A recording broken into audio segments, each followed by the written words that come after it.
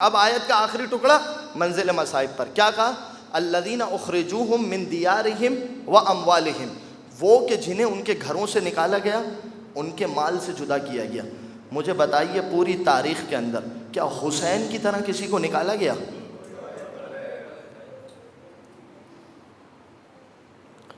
کسی کو نکالا گیا حسین کی طرح؟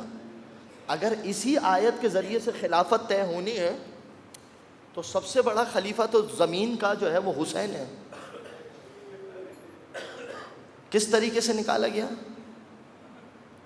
کس خوف کے عالم میں نکالا گیا؟ حسین کے ساتھ حسین کے چھوٹے چھوٹے بچے۔ آپ ذرا تصور کیجئے حسین مدینے سے نکلے کیسے ہوں گے؟ میں کہتا ہوں کہ جب مدینے سے نکل رہے ہوں گے نا تو کبھی حسین کو عید کا وہ دن یاد آتا ہوگا کہ جب پشت رسول پر سوار ہوتے تھے۔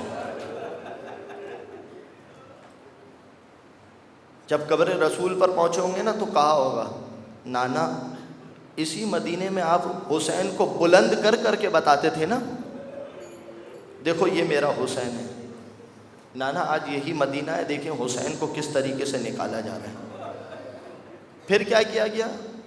حسین کو کیسے اس کے مال سے جدا کیا گیا؟ سب کچھ رہ گیا۔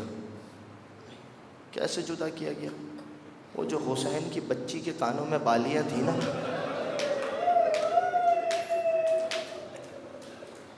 مال سے جدا کیا گیا۔ میری طرف دیکھو گے، روایت کا جملہ ہے، فاطمہ کبریٰ بیان کرتی، کہتی ہے جب ظالم میرے قریب آیا تھا نا، میرے کانوں میں گوشوارے تھے، اس نے دونوں ہاتھ میری کانوں کی طرف بڑھائے، زور سے میرے کان سے گوشوارے کھینچے۔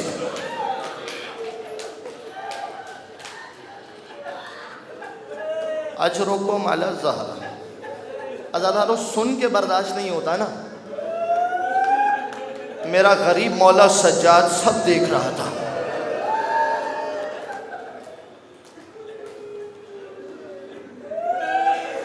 الذین اخرجوہم من دیارہم، یہ حسین ہے کہ جس کا مال کس طرح سے چھینا گیا؟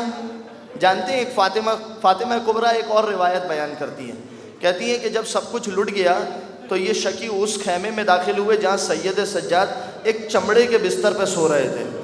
ایک لوٹنے والا آیا، جب اسے ہمارے کانوں میں گوشوارے نظر نہیں آئے، اس نے دیکھا ہماری چادریں بھی لٹ چکی تھی، خیمے بھی جل چکے تھے، وہ کیا لوٹتا؟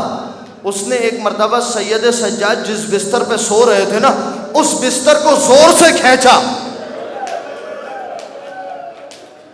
بیمار سجاد کربلا کی زمین پر۔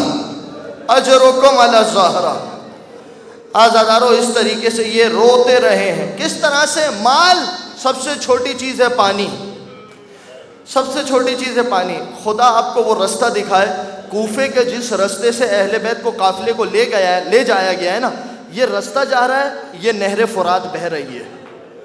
سکینہ پانی دیکھتی تھی مگر پانی ملتا نہیں تھا۔ ہے یہ روایتوں میں، جب پانی کے لیے ترستی تھی نا تو کوزے میں پانی بھرا جاتا تھا اور اس کوزے کو الٹا گرا دیا جاتا تھا۔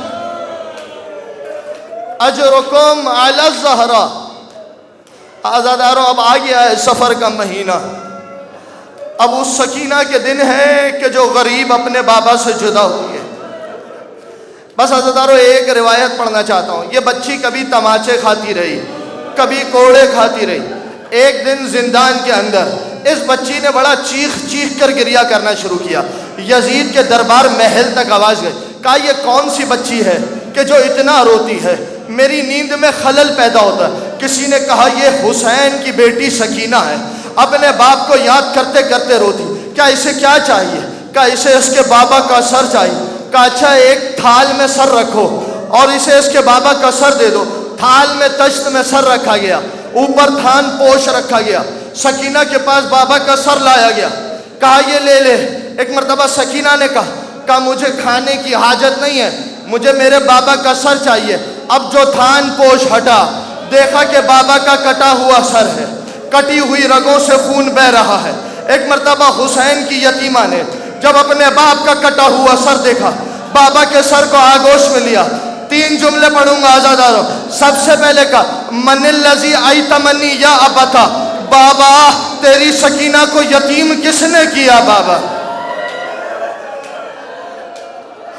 من الذی ایتمنی یا ابتا، بابا تیری سکینہ کو کس نے یتیم کیا؟ دوسرا سوال من الذی قطع وریدک، بابا تیری گردن کس نے کاٹی؟